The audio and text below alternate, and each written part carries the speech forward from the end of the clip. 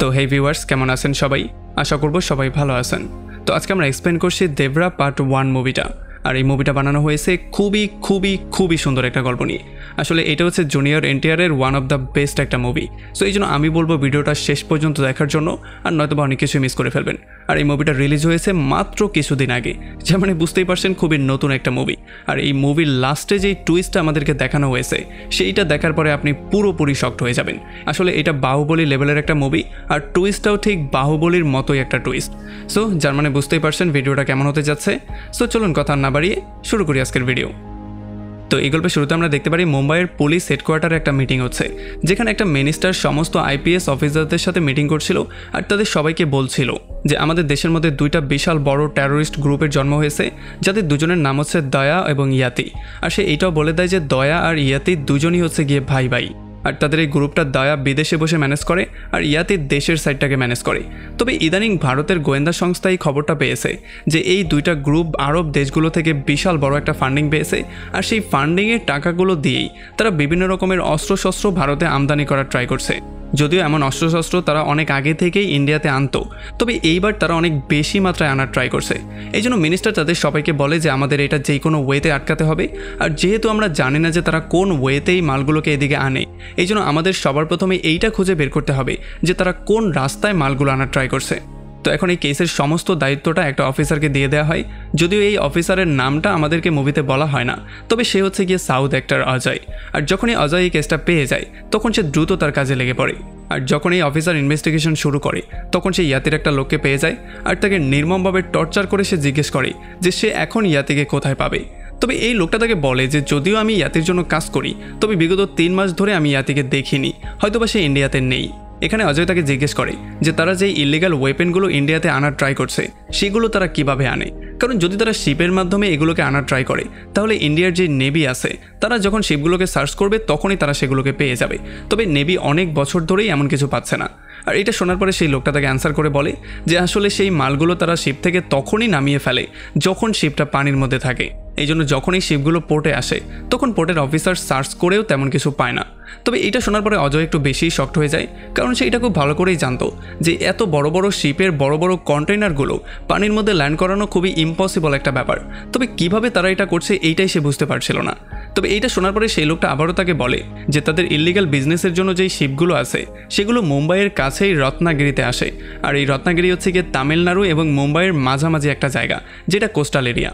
তবে রত্নাগিরি পৌঁছানোর আগেই আমরা জাহাজ থেকে সমস্ত ইলিগাল মালগুলোকে বের করে ফেলি। আর জাহাজ থেকে এই সমস্ত মালগুলোকে বের করার জন্য আশেপাশের গ্রামের যে মানুষজন আছে তারা আমাদেরকে সাহায্য করে। তো এখন এগুলো জানার পরে অফিসার অজয় দ্রুত রত্নাগিরি চলে আসে। আর এখানে ভালো করে ইনভেস্টিগেশন করার পরে সে এটা জানতে পারে যে যেই মালগুলো এখানে নামানো হয়, সেগুলো যাতে পরবর্তীতে পুলিশ ধরতে না পারে, সেই জন্য আশেপাশের যেই লোকালরা আছে তারা তো তাদেরকে সাহায্য করেই, বরং এখানে ডিএসপিও তাদের সাহায্য করে। কারণ সেখানে ডিএসপি হচ্ছে গিয়ে খুবই করাপ্টেড একটা অফিসার, আর তার নাম হচ্ছে গিয়ে ডিএসপি তুলসী।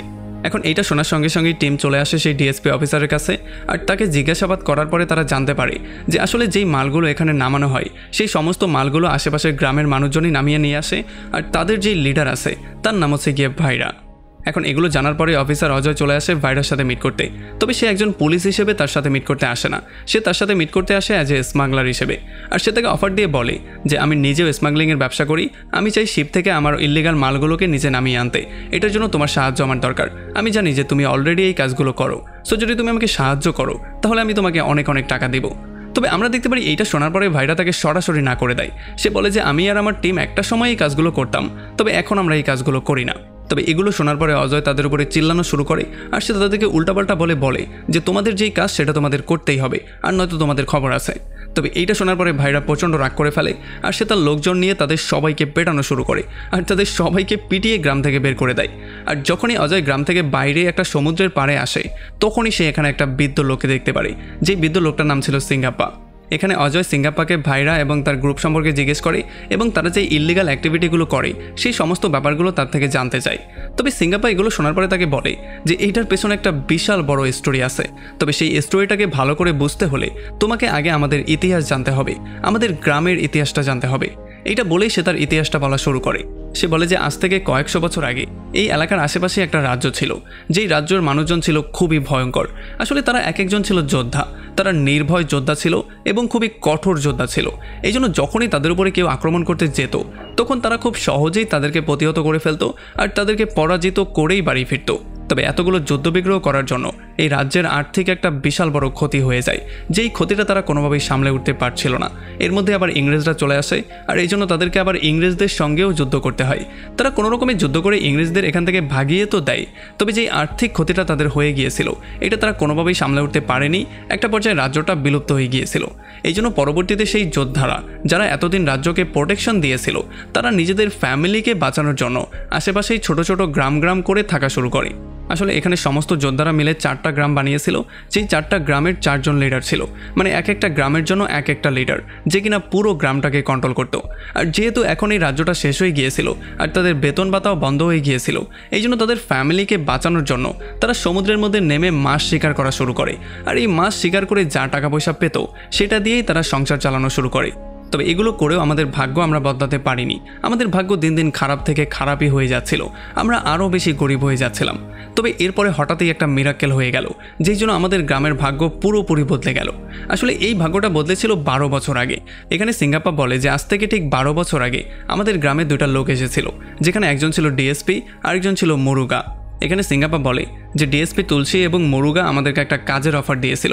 আসলে যেহেতু আমাদের গ্রামের মানুষজন খুবই শক্তিশালী ছিল এবং তারা ছিল খুবই নির্ভয়, এই জন্য তারা সেই সমস্ত কাজগুলোও করতে পারত যেগুলো সাধারণ মানুষরা করতে পারতো না। আর এই সুযোগটাই ডিএসপি তুলসী এবং মুরুগা নিয়েছিল। আসলে মুরুগা একটা গ্যাংয়ের সাথে জড়িত ছিল, যেই গ্যাংটা ইললিগাল ওয়েতে ইন্ডিয়াতে বিভিন্ন ওয়েপেন আমদানি করে, যেমন অস্ত্র, বম এবং গোলাবারুদ থেকে শুরু করে সমস্ত কিছু। তবে যেহেতু পোর্টে গেলে এই সমস্ত জিনিসগুলো ধরা পড়ে যাওয়ার একটা সম্ভাবনা আছে, এই জন্য মুরুগা তাদেরকে অফার দিয়েছিল যাতে করে তাদের লোকজন বিভিন্ন কৌশল খাটিয়ে পোর্টে যাওয়ার আগেই তাদের মালগুলোকে সেখান থেকে বের করে ফেলে। আর যেহেতু এটার জন্য অনেক টাকা অফার করা হয়েছিল, এই জন্য আমাদের গ্রামের লোকজন লোভে পড়ে গিয়েছিল, তারা এটার জন্য নাও করতে পারেনি। আর এরপর থেকেই তারা এই কাজটা করা শুরু করে দিয়েছিল। আর এরপরে সিঙ্গাপ্পা আইপিএস অজয়কে বলা শুরু করে দেবারার কাহিনীটা। এখানে সে তাকে বলে যে আজ থেকে 12 বছর আগে যখন এই কাজগুলো শুরু হয়েছিল তখন আমার গ্রামের লিডার ছিল দেবারা। আর দেবারা ছাড়াও যেই বাকি 3টা গ্রামের লিডার ছিল তার মধ্যে একজন ছিল ভাইরা, আরেকজন ছিল কুঞ্জারা, আরেকজন ছিল রিয়াপ্পা। এখন তারা 4 জন লিডার মিলেই তাদের গ্রামের সমস্ত ফাইটারদেরকে এক জায়গায় করেছিল এবং এই কাজটার জন্য সবাইকে রেডি করেছিল। এরপরে যখন সিঙ্গাপ্পা দেবরার কাহিনীটাকে সামনের দিকে এগিয়ে নিয়ে যায় তখন আমরা দেবরার ফ্যামিলি সম্পর্কেও জানতে পারি। আমরা জানতে পারি দেবরার ঘরে তার প্রেগনেন্ট ওয়াইফ আছে, তার বৃদ্ধ মা আছে এবং একটা ছেলে আছে যার বয়স 13 থেকে 14 বছর। আর যেহেতু দেবরার ওয়াইফ প্রেগনেন্ট ছিল এই জন্য পরবর্তীতে তার একটা মেয়েও হয়েছিল। আসলে দেবরা তার ফ্যামিলি নিয়ে খুবই হ্যাপি ছিল। আর যেই কাজটা দেবরার তার লোকজন করছিল সেই কাজটা থেকে তারা খুব ভালো একটা টাকাও ইনকাম করছিল। এখন এমন করে সবকিছু তো ঠিকঠাকই চলছিল, তবে গল্পের সামনে আমরা জানতে পারি ভাইরা নামের সেই লোকটা, মানে যে অন্য একটা গ্রামের লিডার, সে দেবরাকে নিয়ে অনেক বেশি জেলাস ফিল করতো। আর সে জেলাস ফিল এই জন্য করতো কারণ দেবরা ছিল একজন নির্ভয় লিডার, এই জন্য তার গ্রামের মানুষজন তাকে সম্মান তো করতোই, এছাড়া বাকি 3 গ্রামের মানুষজনও তাকে পছন্দ করতো। আর শুধু এখানেই না, এই 4টা গ্রামের মানুষজন মিলে প্রত্যেকটা বছর একটা পূজা করে, যেই পূজাকে বলা হয় শাস্ত্র পূজা। আর এই শাস্ত্র পূজার মধ্যে প্রত্যেক গ্রাম থেকে 2 জন মানুষ পার্টিসিপেট করে। আর এরপরে তাদের মধ্যে একটা ভয়ঙ্কর রকমের মারামারি হয়। আর এই মারামারির মধ্যে যারাই শেষ পর্যন্ত টিকে যায় আর বাকি সমস্ত মানুষজনকে হারিয়ে দেয় তারাই উইনার হয়ে যায়। আর যারা এই ফাইটটা উইন করে তারা তাদের পূর্বপুরুষদের সমস্ত অস্ত্রগুলো পেয়ে যায়, মানে সেই সমস্ত অস্ত্রগুলো যেগুলো তার পূর্বপুরুষরা শিকার টিকার করার জন্য ইউজ করতো। আর তাছাড়া যেই অস্ত্রগুলো উইন করতো সে এগুলো তার ঘরের মধ্যে রাখতো, যেটা কিনা ছিল খুবই সম্মানের একটা ব্যাপার। আর সেই অস্ত্রগুলো যার কাছে থাকতো গ্রামের সমস্ত মানুষজন তাকে অনেক বেশি সম্মান করতো। আর তখন এই ব্যাপারটা আমরা জানতে পারি যে বিগত কয়েকটা বছর যাবৎ এই পূজার ফাইটের মধ্যে দেবরাই বারবার করে উইন করতো, ভাইরা কোনোদিনও তাকে হারাতে পারতো না। আর এই সমস্ত ব্যাপারগুলোর জন্যই ভাইরা সবসময় দেবরাকে নিয়ে জেলাস ফিল করতো। তবে সবসময় ভাইরা দেবরার সামনে এইটাই শো করতো যে আসলে সে তার বন্ধু আর সে সবসময়ই তার ভালো চায়, তবে আসলে এমনটা ছিল না। আর এরপরে আমরা গল্পতে জানতে পারি যে আসলে এই গ্রামের 15-16 বছরের একটা ছেলে ছিল যে কিনা স্কুলে লেখাপড়া করার জন্য শহরে যেত। আর সবসময় তাকে গ্রাম আর শহরের যেই মাঝখানের রাস্তাটা আছে এটা দিয়েই যাতায়াত করতে হতো। তবে হঠাৎই একদিন কিছু গুন্ডারা তাদের বাসটাকে ঘেরাও করে ফেলে আর তাদের বাসটার মধ্যে গোলাগুলি করা শুরু করে, তাদের বাসের পুরোটা বম দিয়ে উড়িয়েও দেয়। এরপর এখানে যত মানুষজন ছিল তাদের সমস্ত জিনিসপত্র তারা লুটপাট করে নিয়ে যায়। আর এরপরে যখন এই ছেলেটার ডেড বডি দেবরার গ্রামে আসে তখন দেবরা তাকে দেখার পরে খুবই আপসেট হয়ে যায়, কারণ এই ছেলেটার বাবাও কিছুদিন আগে মারা গিয়েছিল, এই জন্য সে একটু বেশি আপসেট ছিল। তবে তখনই দেবরা এবং বাকি 3 গ্রামের লিডারদের সাথে মিট করতে মুরুগা এবং ডিএসপি তুলসী চলে আসে। এখানে তারা তাদের সবাইকে বলে যে কালকেই আমাদের নতুন একটা শিপমেন্ট আসছে, সো তোমরা কাজের জন্য রেডি হয়ে যাও। তবে এটা শোনার পরে দেবরা তাকে বলে যে আমাদের এই কাজটাকে কিছুদিনের জন্য বন্ধ করে দেওয়া উচিত, কারণ এখন কোস্টাল গার্ডরা অনেক বেশি শক্তিশালী হয়ে গেছে। যদি আমরা এই কাজটা করতে চাই তাহলে আমাদের ধরা পড়ার সম্ভাবনা অনেকটা বেড়ে যাবে। তবে ডেবরার এই কথা শোনার পরে ভাইরা আর কুঞ্জাপ্পা সরাসরি বলে দেয় যে যদি ডেবরা না আসতে চায় তাহলে সে আসবে না, তাকে ছাড়াও এই কাজটা আমরা কমপ্লিট করতে পারবো। তবে তখন চতুর্থ গ্রামের যে লিডার ছিল মানে রায়াপ্পা নামের সেই লোকটা, সে দেবরাকে কনভিন্স করার ট্রাই করে। সে দেবরাকে বলে যে তুমি আমাদের সঙ্গে আসো, কারণ যদি তুমি আমাদের সঙ্গে থাকো তাহলে আমরা যদি খারাপ পরিস্থিতির মধ্যে পড়েও যাই তাহলে তুমি আমাদেরকে সেভ করে নিয়ে আসতে পারবে। আর এই জন্য ফাইনালি তার কথা রাখার জন্য দেবরা তাদের সঙ্গে আসতে রাজিই হয়ে যায়।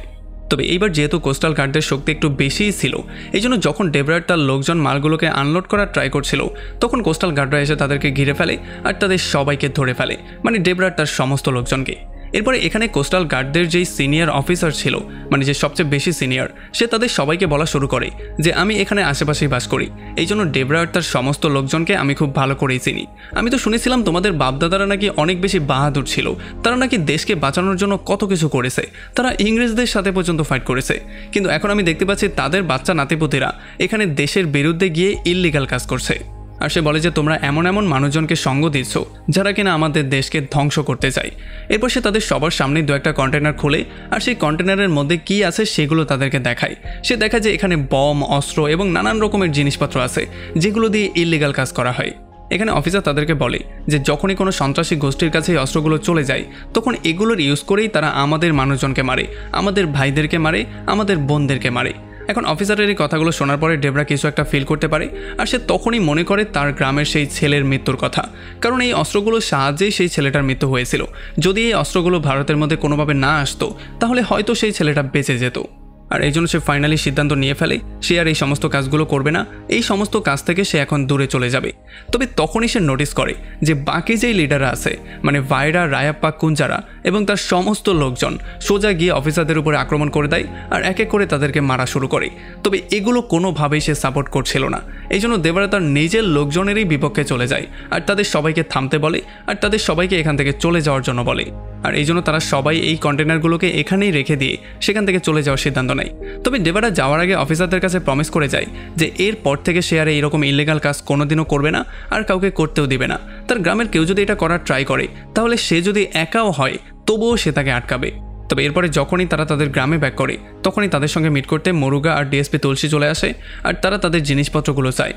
তবে তখন তাদের সামনেই দেবরা তাদের সমস্ত জিনিসপত্রগুলোকে পুড়িয়ে দেয় আর সে তাদেরকে বলে দেয় যে তোমাদের সাথে আমরা আর কোনোদিন কাজ করছি না।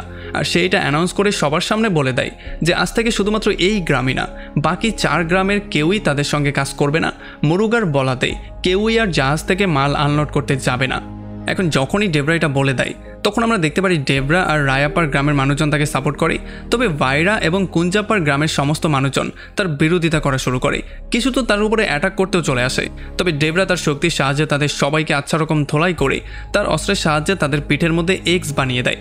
আর এরপর সে তাদের সবাইকে ভয় দেখিয়ে বলে দেয় যে যদি এরপরে কেউ এমনটা করার সাহস করো তাহলে তার সঙ্গেও ঠিক এমনটাই আচরণ করা হবে। যদিও ডেবরার এগুলো বলে দেওয়ার পরেও গ্রামে এমন অনেক মানুষজন ছিল যারা কিনা ইলিগাল কাজগুলো করছিল এবং তাদের সবাইকে সাহায্য করছিল। তবে যতবারই তারা এগুলো করতে যেত ততবারই ডেবরা তাদের সবাইকে ধরে আচ্ছা রকম ধোলাই করত আর তাদের সবার পিঠে এক্স বানিয়ে দিত, যাতে করে এই মেসেজটা সবার কাছে গিয়ে পৌঁছে যায় যে যারাই এই কাজটা করতে যাবে তাদের কপালেই শনি আছে। আর এই জন্য বাধ্য হয়ে 4 গ্রামের মানুষজন তাদের আগের পেশায় আবারও ব্যাক করে, মানে তারা মাছ ধরেই জীবিকা নির্বাহ করা শুরু করে। তবে এই সমস্ত ব্যাপারগুলো কোনোভাবেই বাইরা মানতে পারছিল না, কারণ মাছ ধরে সে তেমন করে জীবিকা নির্বাহ করতে পারছিল না যেমন করে মালগুলোকে আনলোড করে সে পারছিল। এই জন্য সে ডেবরার উপরে প্রচণ্ড রাগ করে ফেলে আর সে ফাইনালি একটা সিদ্ধান্ত নেওয়ার প্ল্যানিং করে। সে গিয়ে কুঞ্জাপ্পার গ্রামের মানুষজনের সাথে একটা মিটিং করে আর ফাইনালি তারা সবাই মিলে প্ল্যানিং করে যে তারা দেবরাকে রাস্তা থেকে সরিয়েই ফেলবে, মানে তাকে চিরতরে শেষ করে দিবে। তো এর কিছুদিন পরে আমরা দেখতে পারি রায়াপ্পা নামের সেই লোকটা মানে চতুর্থ গ্রামের যে লিডার, তার বোনের বিয়ে তার গ্রামে ছিল। এই জন্য এখানে দেবরা এবং বাকি সমস্ত লোকজনকে ইনভাইট করা হয় আর তারা সবাই এখানে এসে ফুর্তি করছিল।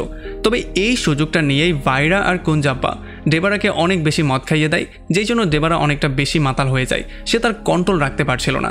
আর এই মাতাল অবস্থায় তারা তার কানের মধ্যে এটা ঢুকিয়ে দেয় যে আসলে গ্রামে এমন কিছু মানুষজন আছে যারা এই বিয়েটার সুযোগ নেওয়ার ট্রাই করছে, এই বিয়েতে তুমি ব্যস্ত থাকবে আর তারা তখন গিয়ে ইলিগাল মালগুলোকে আনলোড করবে আর অনেক বেশি টাকা ইনকাম করে ফেলবে। এইটা শোনার পরে দেবরার মাথা আরও বেশি গরম হয়ে যায়, এই জন্য সে সমুদ্রের পাড়ে যাওয়ার সিদ্ধান্ত নেয়। আর এই জন্য যখনই ডেভরা তাদেরকে থামানোর জন্য সমুদ্রের পাড়ে আসে তখন সে বুঝতে পারে আসলে এই সমস্ত ব্যাপারগুলো ছিল একটা প্ল্যান, যেগুলো ভাইরা আর কুঞ্জাপ্পা করেছে। কারণ ভাইরা আর কুঞ্জাপ্পার গ্রামের মানুষজন এখানে দাঁড়িয়েছিল আর তাদের হাতে ভয়ঙ্কর ভয়ঙ্কর কিছু অস্ত্র ছিল, আর এই জন্য তারা ডেভরাকে দেখার সঙ্গে সঙ্গেই তার উপরে আক্রমণ করে দেয়। তবে যেহেতু ডেভরা ছিল খুবই পাওয়ারফুল একজন ফাইটার, এই জন্য নেশাও তাকে কাবু করতে পারছিল না। সে নেশা অবস্থায় এক এক করে তাদের সবাইকে পেটানো শুরু করে আর এক এক করে তাদের সবাইকে শেষ করে দেয়। এরপরে পরদিন সকালবেলা যখন সমস্ত গ্রামের মানুষজন এটা জানতে পারে তখন তারা দৌড়ে সেই জায়গায় চলে আসে যেই জায়গায় এই লাশগুলো পড়েছিল, মানে যেখানে ডেভরার উপরে আক্রমণ করা হয়েছিল।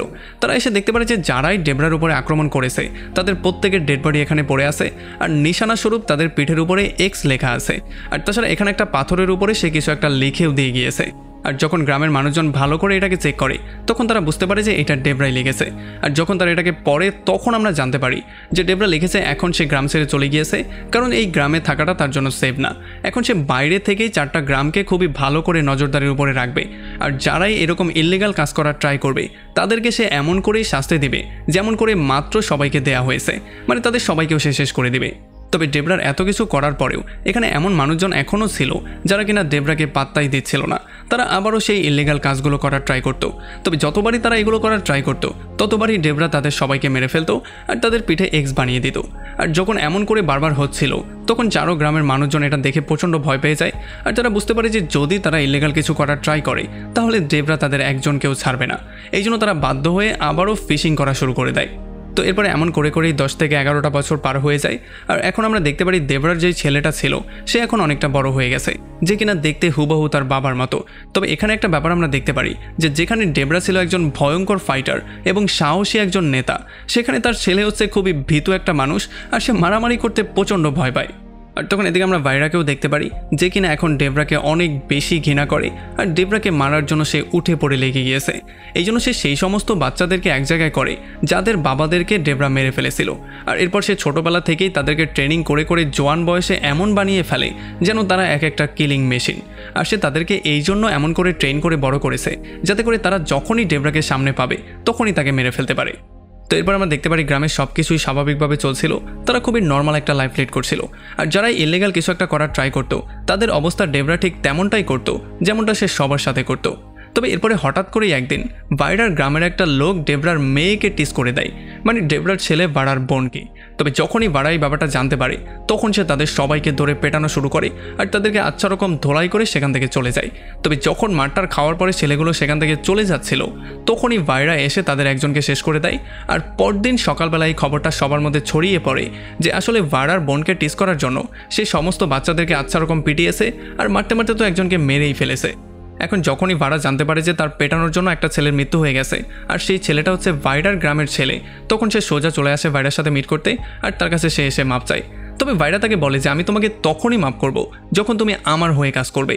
আর এটা শোনার সঙ্গে সঙ্গেই ভাড়া রাজি হয়ে যায়, সে 19-20 চিন্তাও করে না যে কী কাজ করতে হবে। আর তখন এই ব্যাপারটা আমরা জানতে পারি যে ভাইরা অলরেডি মুরুগান এবং ডিএসপি তুলসীর সাথে একটা ডিল করে নিয়েছিল। আসলে সে তাদেরকে ভরসা দিয়েছিল যে আমার গ্রুপটা এখন এতটাই স্ট্রং হয়ে গেছে যে আমাদেরকে তোমরা চাইলে কাজ দিতে পারো, কারণ যদি আমরা কাজ করতে যাই আর আমাদের সামনে ডেভরা চলে আসে তাহলে তারা সবাই মিলে ডেভরাকে শেষ করে দিবে। তবে এইবার যখন ভাইরা কন্টেনার নেয়ার জন্য তার সমস্ত লোকজনকে পাঠায় তখন সে সঙ্গে সঙ্গে ভাড়াকেও পাঠিয়ে দেয়। আর সে ভাড়াকে এটা বলে দেয় যে যদি কন্টেনার আনার সময় তোমার বাবা দেবরা আমাদেরকে বাধা দিতে আসে তাহলে তোমাকে তোমার বাবাকেই খুন করতে হবে। তবে এরপরে যখনই তারা কন্টেনারগুলো নামানোর ট্রাই করছিল তখনই তারা দেখতে পারে কেউ একজন তাদের উপরে আক্রমণ করে দেয় আর এক এক করে তাদেরকে টেনে পানির মধ্যে নিয়ে যায়। এরপর যখনই তাদেরকে উপরে তোলা হয় তখন তারা দেখতে পারে যে যাদেরকেই পানির মধ্যে টানা হয়েছিল তাদের সবার পিঠের মধ্যে এক্স বানানো হয়েছে, মানে তাদের সবাইকে এমন করেই মারা হয়েছে। আর এগুলো দেখার পর তারা ক্লিয়ারলি বুঝতে পারে যে আসলে ডেভারা এখনও শহর থেকে গ্রামের মধ্যে এসে বারবার করে তাদের উপরে আক্রমণ করছে। তবে তখন আমাদের সামনে এই ব্যাপারটা খোলাসা হয় যে আসলে এই সমস্ত কাজগুলো দেবরা করছিল না, এই সমস্ত কাজগুলো করছিল দেবরার ছেলে ভাড়া। আর ভাড়া যখন তাদের সবাইকে ধরে এক এক করে পিটিয়ে তাদের সবার পিঠের মধ্যে এক্স বানিয়ে দেয় আর তাদের সবাইকে এরপরে শেষ করে দেয় তখন সে নৌকাটা নিয়ে সোজা চলে আসে সমুদ্রের পাড়ে। আর তখন তার সঙ্গে মিট করতে চলে আসে কুঞ্জাপ্পার নামে সেই বৃদ্ধ। আর তখন এই ব্যাপারটা আমাদের সামনে ক্লিয়ার করা হয় যে যেই দিন রাতের বেলায় ডেবরা মাতাল অবস্থায় ছিল আর তার উপরে আক্রমণ করা হয়েছিল সেই দিন রাতের বেলায় তাকে মেরে ফেলা হয়েছিল। তবে এখানে কুঞ্জাপ্পা আর ডেবরার ছেলে ভাড়া মিলে ডেবরার ডেড বডিটাকে সরিয়ে দিয়েছিল আর এরপর থেকেই তারা তাকে গল্পের মধ্যে জীবিত রেখেছিল যাতে করে এই 4 গ্রামের মধ্যে যে একটা ভয় আছে সেই ভয়টা সবসময় তাদের মধ্যে থাকে। আসলে তারা এই কাজগুলো এই জন্য করেছিল যাতে করে এই গ্রামের মানুষজন ইললিগাল কাজগুলো করার আগে 3 বার চিন্তা করে। আর তাছাড়া ডেবরার মৃত্যুর পরে যেই সমস্ত মানুষজনকে মারা হয়েছে, যাদের পিঠের মধ্যে এক্স বানানো হয়েছিল, সেই সমস্ত কাজগুলো তার ছেলে বাড়াই করেছিল। তবে এখানেই একটা বিশাল বড় কোয়েশ্চেন চলে আসে, কারণ আমাদেরকে বলা হয়েছে সেদিন রাতের বেলায় ডেবরার মৃত্যু হয়ে গিয়েছিল, মানে যেদিন রাতের বেলায় মাতাল অবস্থায় তার উপরে আক্রমণ করা হয়েছিল। তবে কোয়েশ্চেন হচ্ছে ডেবরাকে যারা মারতে এসেছিল তাদের সবার মৃত্যু হয়ে গিয়েছিল, তাহলে ডেবরাকে মারল কে? আর যদি সবাইকে মারার পরে ডেবরার মৃত্যু হয়ে যায় তাহলে সে আসলে কোথায় চলে গেল? তবে এই কোয়েশ্চেনের অ্যান্সারটা আমাদেরকে এই মুভির মধ্যেই দিয়ে দেওয়া হয়। আমরা লাস্টের দিকে এই কোয়েশ্চেনের অ্যান্সারটা পেয়ে যাই। আসলে আমরা জানতে পারি যে সেদিন রাতের বেলায় যখন ডেবরার উপরে তারা আক্রমণ করেছিল তখন ডেবরা এক এক করে তাদের সবাইকে মেরে ফেলেছিল। তবে এর পরেই ডেবরার সঙ্গে মিট করতে চলে আসে তার ছেলে ভারা, আর ভারাই এসে তার পেটের মধ্যে চাকু ঢুকিয়ে দেয়। মানে আমরা বুঝতে পারি যে ডেবরার খুনি আর অন্য কেউ না, তার খুনি হচ্ছে তার নিজের ছেলে ভারা, যে কিনা তার বাবাকে মাত্র 14 বছর বয়সেই খুন করেছে। আর এমনই একটা পয়েন্টে এই পুরো মুভিটা এখানে শেষ হয়ে যায়।